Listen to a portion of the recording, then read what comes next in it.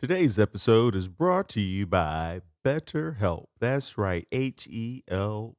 Help. Why do I keep singing that? You know what it is. Listen, we all need help. We act like we could just do it all ourselves. I could just pull myself up by my own bootstraps.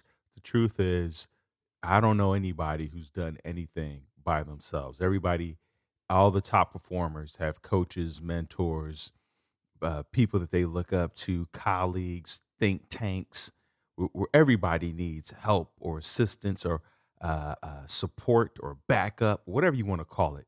If you go to betterhelp.com/Leo, you'll enjoy 10% off your first month of therapy with BetterHelp, right? Because I'm sure you, like me, sometimes I feel overwhelmed or like there's something interfering with my happiness or preventing me from achieving my goals. I'm just like, oh, I just can't seem to crack the code.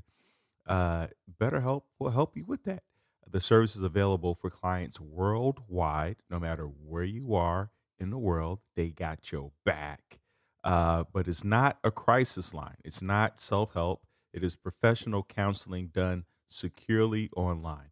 BetterHelp is not the right solution for you if you have thoughts of hurting yourself or others.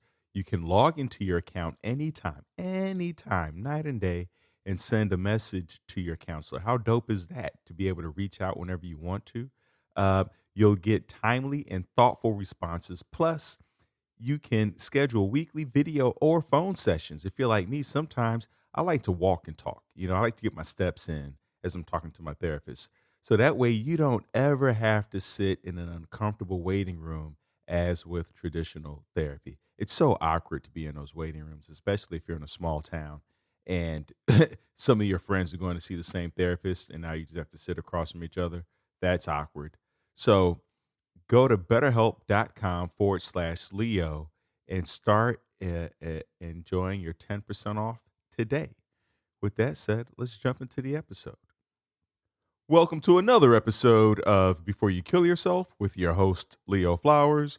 I am Leo Flowers.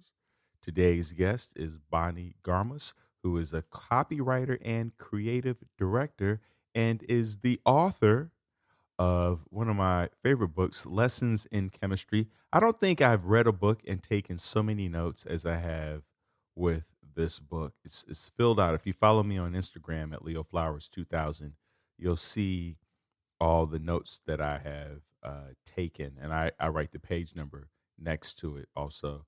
Bonnie Garmus is also an open water swimmer, rower, mother of two daughters that she adopted. How beautiful is that? And she was born in California, lived in Seattle, but now lives in London with her husband and dog named 99. I don't know if that's from the Jay-Z song. With that said, let's jump into the episode. Hello. Hi, How are you? I'm good. How are you? I'm excellent. I'm so excited to talk to you. Oh my God. I you don't even understand. Yeah, I don't even you don't even know. You don't even know, Bonnie. You don't even know. I It's mutual, Leo. It's mutual. I just listened to about 1,000 of your podcasts. Okay, so Thank you so much. Thank you so much. I'm here with Bonnie Garmus, the author of Lessons in Chemistry, and there's too much in this book. I feel like my head's gonna explode. Um, I, and okay, can you just tell the listeners basically what this book is about, so that I could really launch into what I want to talk about with this book? okay, I'll try. I'm really bad at this, but I will try. So the book, the book is about a woman named Elizabeth Zott. She's fictional. She's a chemist in the late 50s, early 1960s in Southern California. And she gets fired from her job in research because she's pregnant, which back then was a crime, believe it or not. And she ends up becoming a host of a TV cooking show called Supper at Six, a job that she does not want, like the rest of us might want. And instead of teaching the normal sort of cooking, here's how it's done, she teaches the people who are watching the show chemistry. And that's because cooking really is chemistry. But by doing so, she ends up empowering a nation to start thinking about themselves in a completely different way. And in that way, she becomes a catalyst for change. This book is really a story about empowerment and learning that you're capable and that Mhm. the changes that you want to make, you can make. Um, I just loved it because it's a story that I think that a lot of people, men or women, can relate to. Mhm. Um, was this coming from a personal story for you?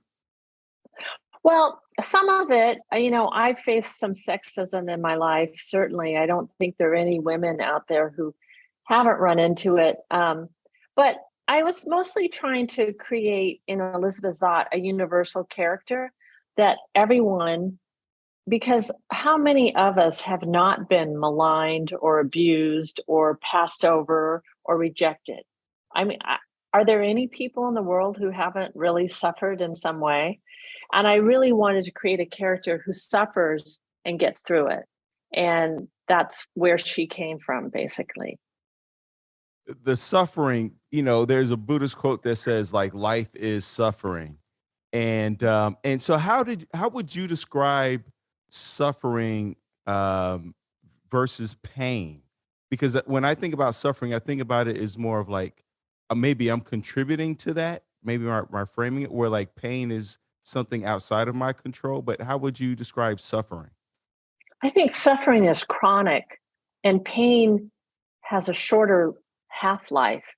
Pain will probably end, but even after you've done something, you've gotten past something difficult, the suffering continues. For instance, like when you've lost someone you really loved, you don't suddenly get over that. I think we've all been in this position where people say the wrong things to people who've lost someone they've loved. They don't know what to say in the first place. But I think that the suffering is the chronic ailment. And that's what one of the things I wanted to try to explore in my book was how Elizabeth Zott deals with suffering. And she deals with it by trying to make change. Yeah, one of the things that Elizabeth Zott also starts to incorporate into her life is rowing. And to me, rowing is suffering. The fact that you have to get up at 4:30 a.m. What is that to avoid traffic? And then you're cold, and then somebody's yelling at like. So I used to live in Marina Del Rey, and I was right there on the water. And every morning I would hear the Loyola swim row team going by, and there would just be this tiny person at the front with a bullhorn yelling at them. And I was like, That's no way to start your day right there." But but they're choosing their own suffering, right? And that's the difference, right? If you lose someone or something really bad happens to you, often it's not something you've chosen. But if you choose rowing, luckily there's a lot of good with rowing. You're an athlete, and so you know that with any kind of sport, there's going to be some suffering in order to push through and get to the next level. And I think that's one of the selling points of being active and being in a sport because it makes you more resilient. You become used to pain and going, I'll get through this. But with rowing, yeah, there's kind of a ridiculous amount of suffering in it. But there's also this tremendous family and camaraderie and cooperation that I feel like just can't be found in some of the other sports that I've tried. So I really love it still. How do you know when suffering is beneficial for your growth, right? And when does suffering become abuse or punishment? Oh, that is such a good question. I think we all suffer, and some people have huge loads to carry right now, especially I'm thinking of the Ukraine. I talked with a woman from the Ukraine just the other day, and I could barely speak because I was so sad for her. And I can't imagine her suffering. But I don't know, I guess I think when it becomes chronic, when your thoughts are racing all the time and you can't let it go, that's when you know the suffering is becoming more of a permanent pain and you need to really break that cycle because First of all, it doesn't have to be that way. The world isn't all suffering. It really isn't. There's so much beauty. There's so much goodness in the world. But the bad things tend to take up a lot of space and they're very noisy and they're very intrusive. So beating that down takes some perseverance and some resilience. And, a sport like rowing kind of helps you build this idea of I can face this. I will get through this. Yeah, there's a part in the book where you're talking about rowing from the perspective of you can't look where you're going when you're rowing. You're only looking at where you've been, and then you have to focus on your on the feel and the skill. Um, I, it brings to mind this idea of like anxiety, in that I see anxiety as looking too far ahead of what could be. And when I think about rowing, it's a reminder of just focus on what you're doing right now. And how does that feel? That is a brilliant way to put that. There are all these lists that we are always confronted with. As a writer, I was always confronted with those lists of 30 under 30 and 40 under 40, and all these things that you think, well, if I don't make that list, I'm not good. I'm not good enough. I'm not worthy enough. And all of those lists are ridiculous because we all hit our marks at different times. And it does not reflect badly on you if you haven't hit your mark at 20 under 20 or whatever it is. I've had a lot of young people contact me, because I'm 65. This is my debut novel. And they're like, wow, thank God you're 65 because I thought I was washed up at 28. There's still a lot to come. There are so many good things to come too. And it's really important not to judge yourself by these very narrow ideas of age or gender or race or anything like that. That is not who you are. That's who society says you are. And society is almost always wrong. So if you can just kind of ignore that, you're going to do okay. I feel like you were rebellious in class. Like you were the student questioning the teacher all the time. Is that the case? Oh my God. Well, I was really good as a young child, but as I went on to college, I remember I had that bumper sticker above my desk that said question authority.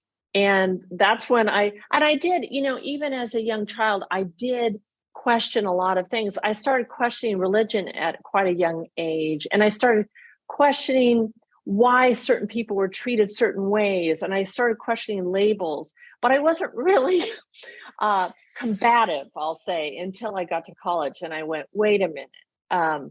Because, I read a lot. I read a lot of stories. I grew up on fairy tales and I thought, how come the fairy tales seem more realistic than what I'm seeing in real life?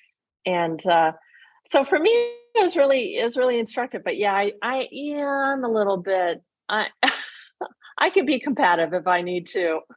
I love that you drew a distinction between questioning and combative, but there was another word you used. I forget what it was, but and I was like, wow, that Well, that yeah, you can challenge, if you don't agree with something, it's not like you have to fight someone for it, but you can challenge them. You can ask them where their opinions have come from. And I think the most important thing is to ask questions and listen more, talk less. And that's what I think has been really important for me throughout my life is to figure out where people are in their lives right then. I interviewed millions of people by this time for my job. And I really found that out that being a good listener might be the most important skill you can develop as a human being. wow, it's so true, because not only do you get to learn about the other person, but then you get to learn about yourself and like what makes you uncomfortable, what do you resonate with, and where your values lie. I think it's Adam Grant has his new book called Think Again, and he advocates being wrong in conversations or acting like you don't know something. and how much more fun that is than a walk around acting like you know everything. Because then in pretending that you don't know, people end up teaching you something. You get to listen. I love that. I One of the reasons why I wanted to make my protagonist a scientist, and I'm not a scientist, but I wanted to make her a scientist, is because the scientists I know, and I'm sure that there are, exceptions to the rule, but the scientists I know are the kind of people who are never afraid to say, I don't know, or I got that wrong, or really messed up there. And I admire that quality so much. And I kind of wish we saw it in more people, especially in our government. Yeah, I'm glad you brought that up because I think that part of especially the American mindset is pull yourself up by the bootstrap, have all the Yeah. answers, figure it out yourself, and it also like has this underlying current of uh, perfectionism, and I think that so many of us are walking around trying to exude this perfect persona that we end up cracking at some point. Do you find that? I see you nodding your head. Absolutely. I really react very negatively to the phrase whenever anyone says, well, these people just need to pull themselves up by their bootstraps. Well, what if they don't have boots in the first place? I mean, it just kills me. It's so short-sighted. And so, everyone's situation is so different. And to decide what someone else is coming from is the highest form of egoism and non-listening that I can ever imagine. So, yeah, I mean, yeah, I Well, have problems with that. in the book, you talk about there's two things that popped into my mind. Earlier, you were talking about hope.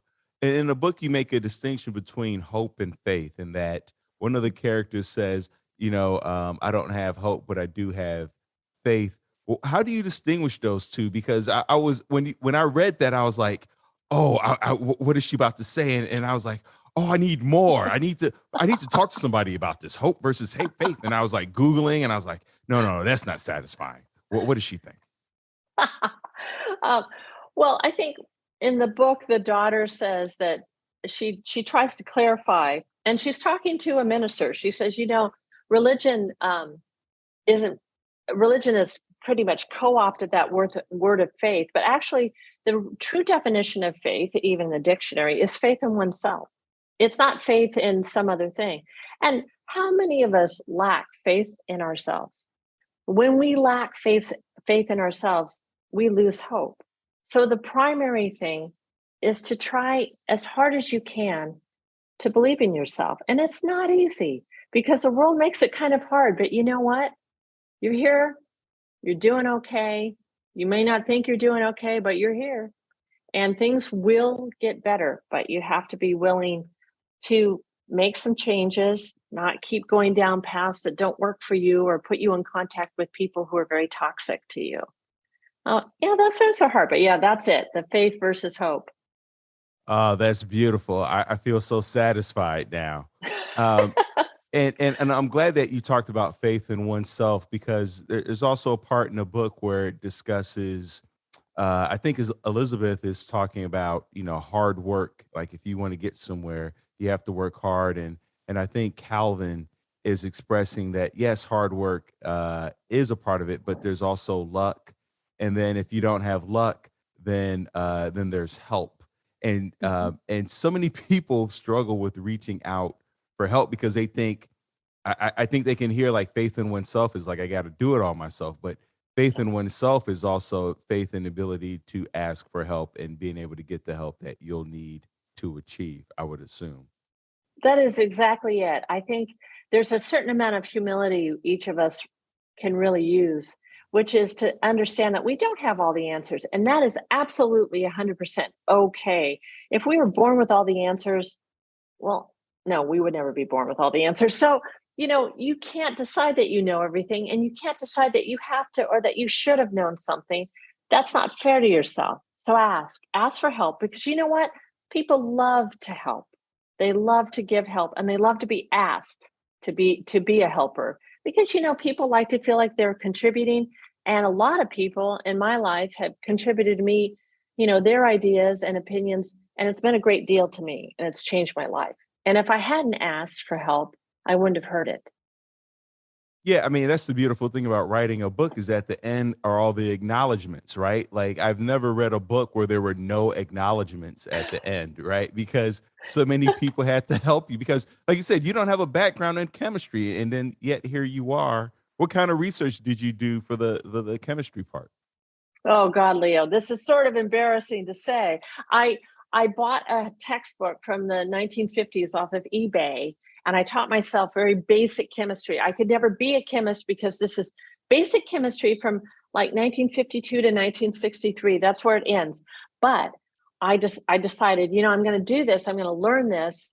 I mean, they wrote this book on this. I can do this. And I conducted some of the experiments in my home, and the fire department had to come 3 times. So I had some failures, but you know what? It was really great to realize I can learn chemistry. I mean, I didn't really want to, but I had to for the book. And you know what? You can really honestly do what you decide to set out and do. You do have to kind of knock down the people who say you're not going to be able to do it. You have to not listen to them, and you do have to ask for help. So after I'd written my book, I asked some chemists for help. And I said, please read this and tell me how wrong it is. And they did. Of course, they were just really helpful. Um, and yeah, asking for help, I think another really important skill people need to have in life. Listening and asking for help. Elizabeth Zott is really focused on instilling this idea that we are all capable. Is this a message that you received from your mom, or is this a message you wished you had received from your mom?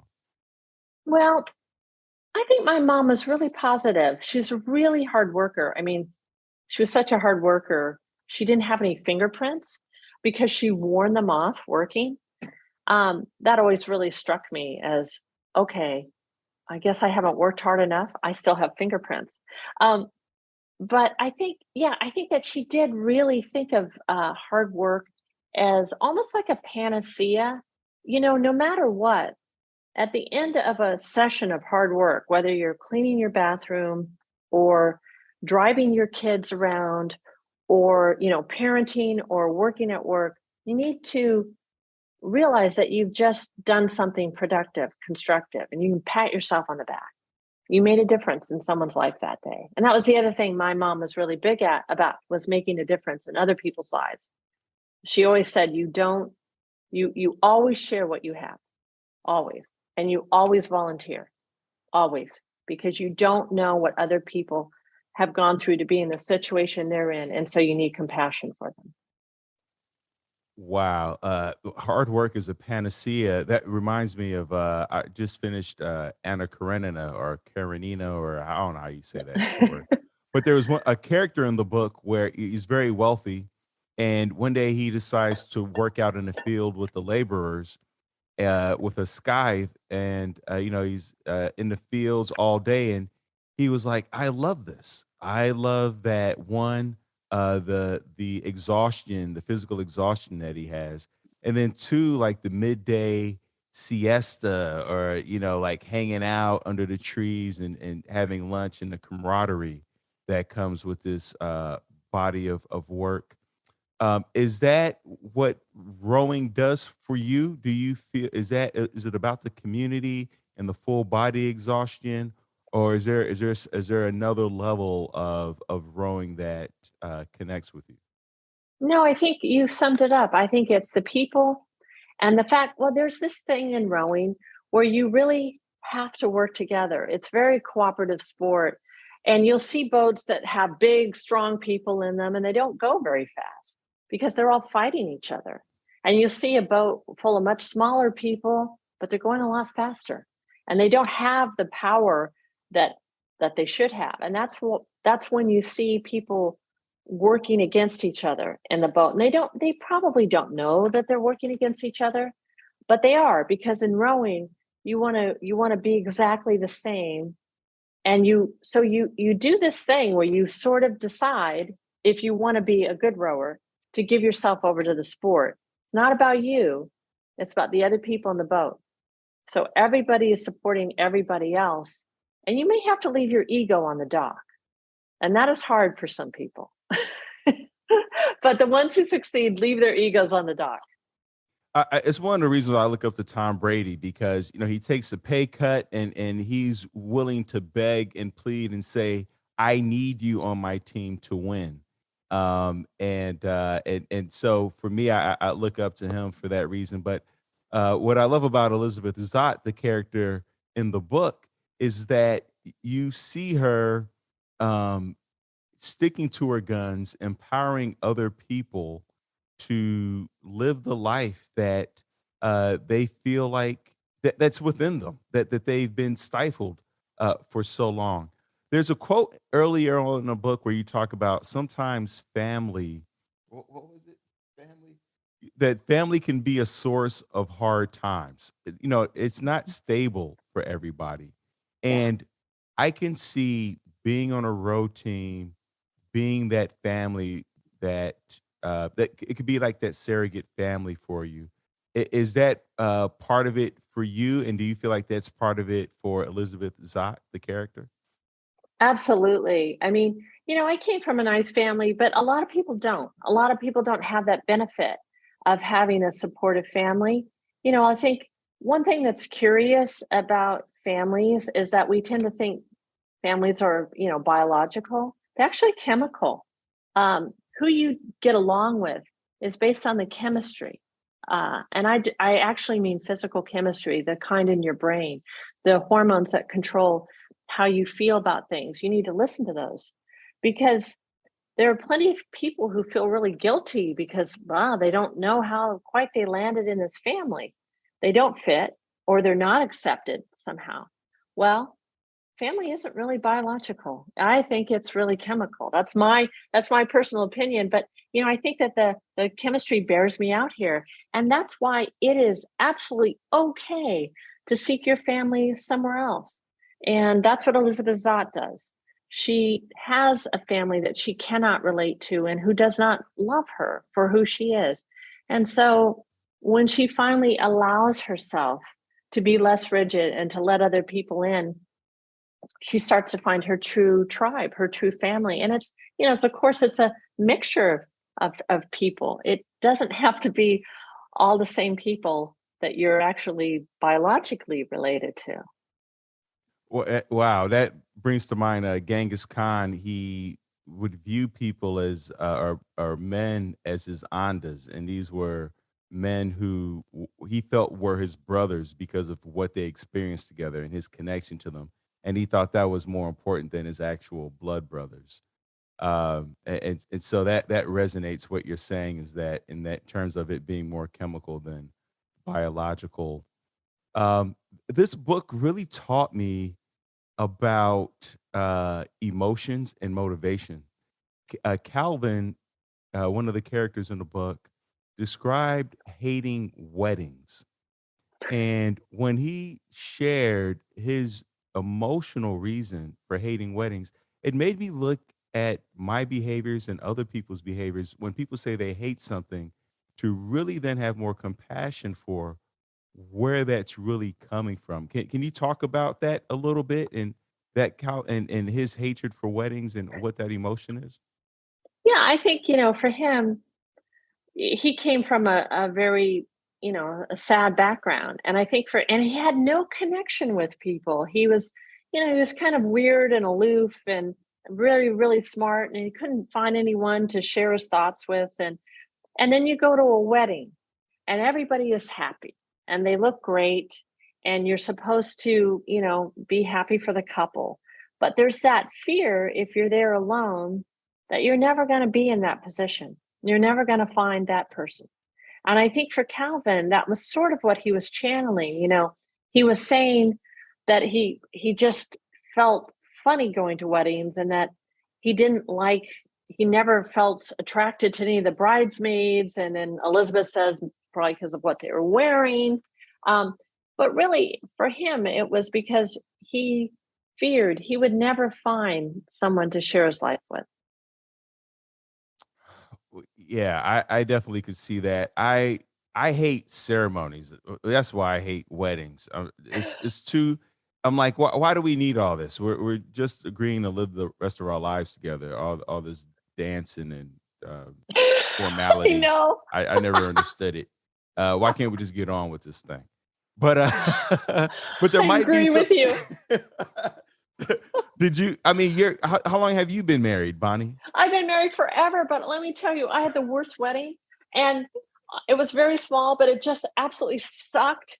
And and so we always say, my husband and I always say, we had the world's worst wedding, and we have a great marriage. So it just didn't go well, Leo. I mean, people were fighting with each other, and oh yeah, so it wasn't great.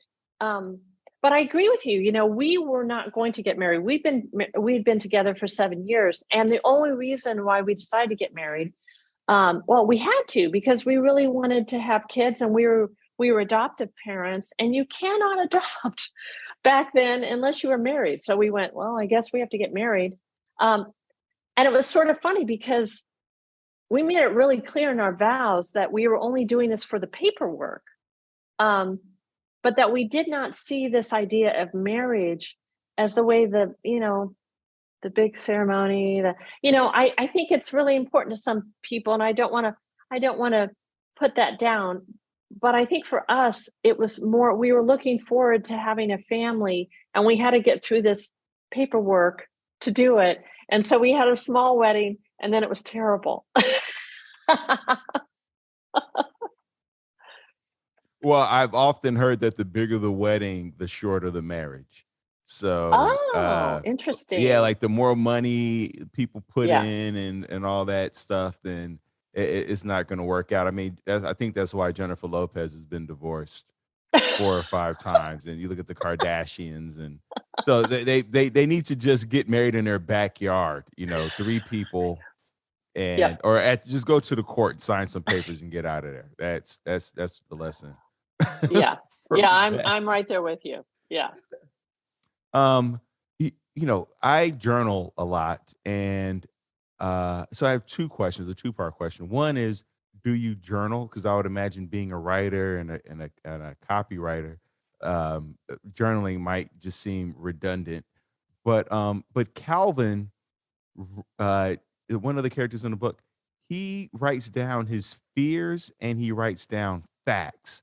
I thought that was an interesting way of journaling. Where did that idea come from for you? Well, I do sometimes write things down. Most of the things I write down in a notebook are about stories I have in my head that are developing, or characters that I think maybe should go a different way, or do something, or they say something. I will write that down. But I found out personally that when I have fears, it helps to write them down and then follow those with facts, because most fears are unfounded. Something like 98% are never, ever, ever going to occur. Now, that would mean that I'd worry about the other 2%, but 98% is a pretty high margin of acceptability, that things are going to be okay. And the way I would convince myself of that is to write down facts following that. That's beautiful right there, because people are always asking me how do I journal, and I journal. um have different methods of journaling depending on what I'm experiencing, but I like the idea of fears and facts. Just 2 columns, that just sounds neat. um but so you said you're an adoptive parent. How old are your 2 kids? Oh my gosh, they're old now. They're 28 and 30, and they're great. I feel really lucky. Our family is very, very close, and I think that I mean I'm lucky. They are fantastic people, and I love being with them. And we love being together as a family. To this day, we have to live, we're living in different countries, which is really hard, but we talk every day. Um, thank God for FaceTime. But, we also make time for each other all the time. We see each other as often as possible. And the reason why that is, partly we're very close, but we have a lot of fun together. we have a lot of fun together and we laugh a lot together and we have these memories that we've made together. And it's just, I'm really lucky that way. I mean, we've had our normal family upsets and arguments, but at the end of the day, um, we are very close. We love each other very, very much. And I think we four are the most important people in our lives. And we four all know the same thing, that that's true, that we are a very strong family and we're lucky to have such a strong base. Speaking of family, how, and you talked about, yes, you have your arguments. I think that so many people do get into arguments. Right before this podcast, Michelle and I were in our couples therapy session, not over arguments, but just uh, learning how to communicate more effectively with each other and connect on a more intimate level. Um, how do you make amends after an Ah, argument within your family? How do you resolve conflict? such a good question. So I think the very most important thing that we say is, I'm sorry.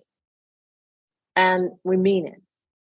Um, I think an apology, a spoken apology, and admitting things got out of hand, admitting your role in things getting out of hand, admitting that maybe you exaggerated a few things. This is true for me. I go, you never clean up your room. Well, no, not never. That is not accurate, or something like that. Or it would get, are you sure you should be doing this? And so I think for me, it was hard, but sometimes I would have to say, "Oh, it was a little preachy." Um, no, I was super preachy. No, I was trying to get you to do exactly what I wanted, whether or not that was right for you. It was what I wanted, so it wouldn't embarrass me. And for that, I apologize. I think admitting mistakes is the most important thing when you're dealing with family. Being willing to say, "I'm sorry, I made a mistake. I'm sorry I made you feel bad." Yeah, unfortunately, it's the one thing we don't learn in school that I think we should all learn, because I think in school you just learn to say I'm sorry, and Mhm.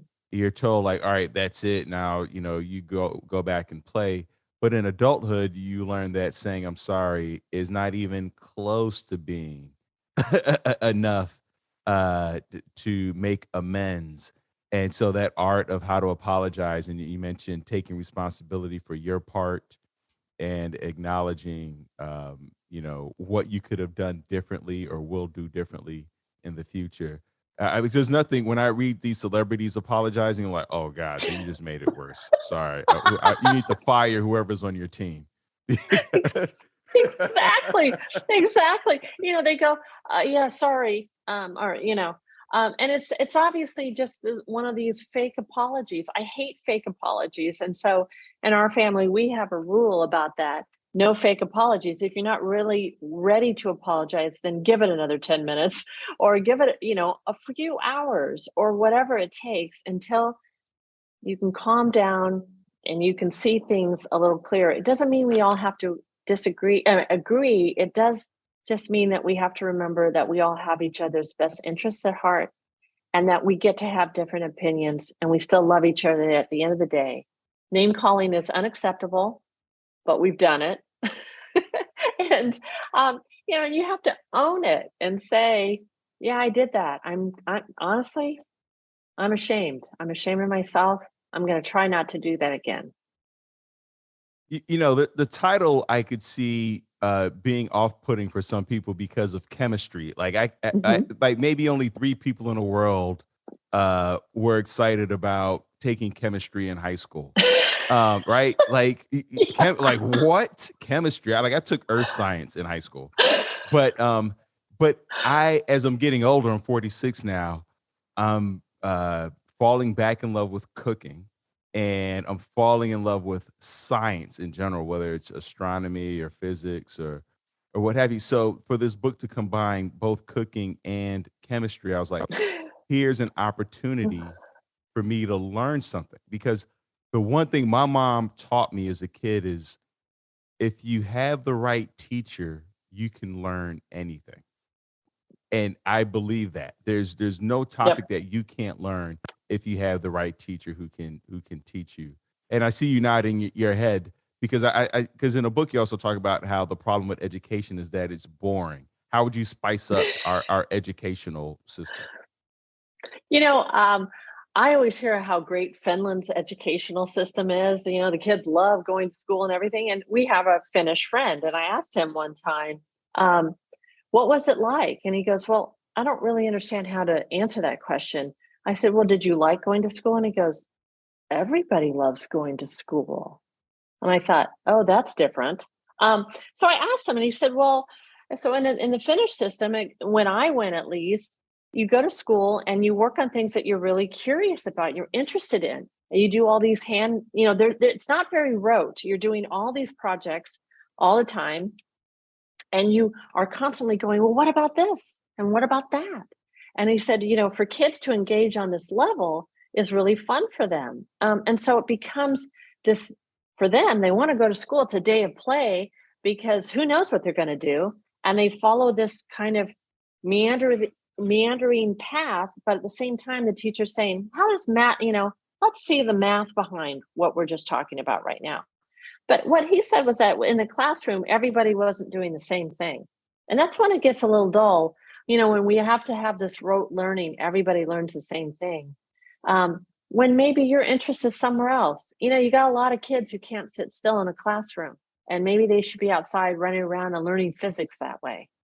That's okay to do in Finland, but it's not okay to do in the United States. So I think we could do a little bit better. Yeah, especially, we're trying to keep these kids in a tight space when it's the age where they are so active and very, very physical. And then we go, well, kids are so obese and they have ADHD. And it's like, yeah, which came first? Exactly. Exactly. Huh. I wonder how that happened.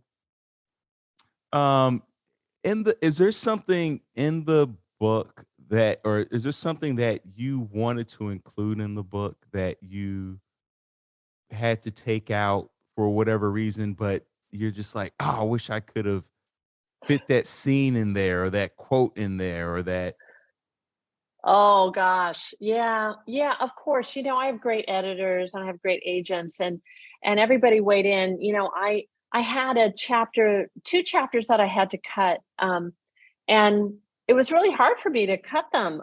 One was my agent probably had a very good point about this. It was later on the book, Elizabeth Zott is, on her television show, and she gets a call from the White House because the Cuban Missile Crisis is happening. And if someone's going to address the nation, instead of it being John F. Kennedy, they have Elizabeth Zott address the nation because she's so rational, so calming, so practical. She will tell everybody what to do. But the part I loved about the chapter was at the very end where she tells Khrushchev exactly why he should not be doing what he's doing. And now that Putin is in play, I think this chapter would have really resonated with a lot of people because she's just like, listen, you're in big trouble and you are going to regret this and you're not going to beat us. So if I were you, I'd leave now. And I loved it. But anyway, that's not in. And then I had another chapter in where the dog is learning how to raise a child by observing mothers on a playground. And I love the things that he thought in his head while he's watching these mothers and what he thinks must be parenting. It having an editor is so powerful, and it's a reminder that we need more than one person to achieve our means. And I wish I had that with the text messages I send out to my girlfriend at times. And I tell everybody this, like what, like I'm not a great communicator via text, and so I will draft the text and send it to 5 of my friends and then let them edit it and then send the file. I'm like, "Oh my god, that's so much better." I definitely didn't need to say those first 2 things. You're absolutely right. And I'm super grateful. But I think that a lot of us think that we don't need the help of anybody else. And like I can do this. Like Stephen King even has an editor. So seeking help. I just always want to remind people, seek help. Everybody else is. Reach out. Absolutely. And, I'm really lucky to have these editors in my life. They like my writing, and they'll go, "Funny, going off a little bit off of the rails on this one," or something. They kind of have to. And then they're also looking at other broader issues like you can't go too much further because we've got a page limit here. If you go beyond a certain page, the book gets more and more expensive. People will be less likely to pick it up because it's too fat, on and on. So there's a practical thing. But yes, I had a lot of people who read very small snippets of the book, and I include them all in my acknowledgments because asking someone for their time to look at what you've done and just give an opinion, I think deserves a credit saying thank you for giving up some of your time to read my work and offer some feedback. It was meaningful to me. Well, that also sounds like setting boundaries. And I think that sometimes we view setting boundaries as stifling our creativity or impingements on our freedom, when really boundaries is what allows us or can allow us to be free and expressive and get our message out. Because, like your editor said, like if you wrote a 600-page book, I don't know if I picked the book up, right? And I don't know if many others would. And so now you're not getting out the message that you really want to get out. And then you're not being as efficient with the words and the ideas. That's exactly it. Before this book, I wrote a book that was 700 pages long and it never got published. No one wanted to read it because, of course, they were going, "Oh my God, no, don't write 700 pages," especially as a debut. And it got rejected 98 times. I had 98 rejections from agents. Most of them were just, boilerplate. They just sort of plugged my name in and said, "Not interested." Um, and then this one agent did read 10,000 words and she wrote me and she said, "This is, you write really well, but not interested in a 800 page novel. You need to think about writing a novel of appropriate length and then send it to me." Actually, her email was quite mean. I'm being very generous in the way that she phrased her criticism. But you know what? Even though it wasn't a very nice email, she had exactly the right advice, and I followed her advice. Now, I didn't send her my new book. I had a great agent. I didn't need to. But thank God that someone took me by the hand and shook me and said, "Hey, get on the right path here." There's a part in the book where you talk about all dogs bite, because somebody's walking around with the dog, and somebody's like, "Does your dog bite?" And the response is, "All dogs bite." And it reminds me that all people are capable of biting or causing harm or being a threat, and it's really about having an understanding of who you're interacting with and respecting the boundaries of that person so that we're not shocked Right. if someone bites us emotionally or physically. I see you nodding your head. Yes, exactly. That whole line, Elizabeth is talking about her dog, and somebody's questioning, does he bite? Well, of course, all dogs bite. Um, but they only bite if they've been threatened or back into a corner. Your dog is not going to bite if you haven't challenged them in an inappropriate way. So the entire message there was, people have approached her inappropriately a million times by that time in her life, and she's bitten a few times and they've been surprised by the results. But other times she's, not had to bite because people treated her with kindness and respect. There were so many parts of this book where I wanted to cry and I was shocked. And I mean, I went through a gamut of emotions. At the towards the end of the book, one of the Elizabeth Zott talks about how she wants out. And I won't get into what that is, but what's really important is just that phrase of she wants out. And her coach Mhm. says, what you really want is to be let back in. Mhm. And I want to I want to wrap it up with that because um, there's so many people who want out of life, Mhm, or who think they want out of life, who mhm, want out of, um, uh, just living, when really it's about we want to be let back in so bad. mhm, We want to be mhm, accepted. We want to feel like we're a part of. And so the advice is that means we have to then recommit to being back in. Can you talk about that? yeah, I think, well, you did a really great summary of that. You know, she is very depressed. She does want out. And I think as the person she's talking to says, you know, that's not it, that you want back in. She has passion for something that has been sidelined over and over and over. And she is not allowed to do what she feels she's been put on earth to do. I mean, there are plenty of us who feel like we might have a minor talent here or there. This particular character knows exactly what she wants to do, which may be more frustrating for her because the government and society won't let her do it. And she doesn't understand why. But I think that idea, you have to say no to society more frequently than maybe you think you should.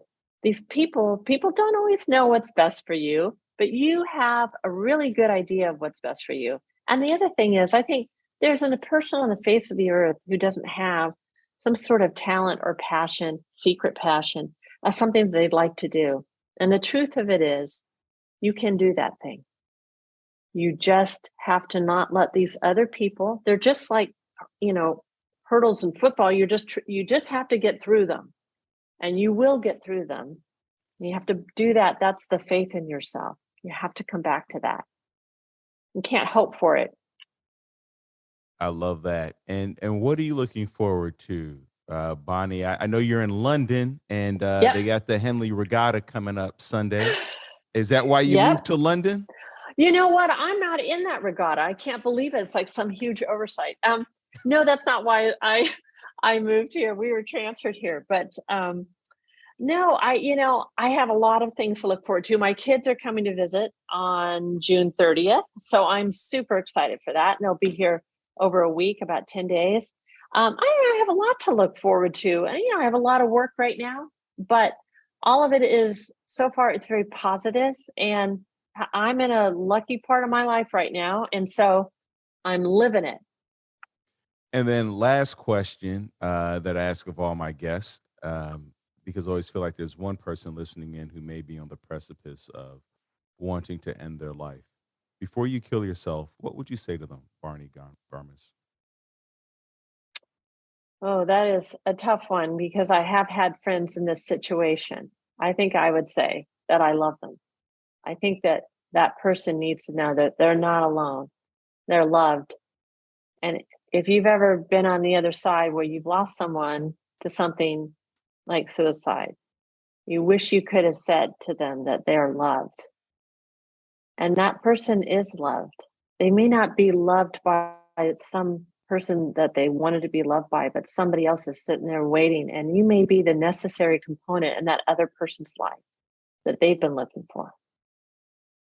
Thank you so much, Bonnie. Thank you so much, listeners, for tuning in. Remember, this podcast is not a substitute for you going to get help, for you calling the 1-800-SUICIDE or 1-800-273-TALKS or any of the other international phone numbers. If you're in London, Sri Lanka, Budapest, as I thought it was Budapest, but it's Budapest.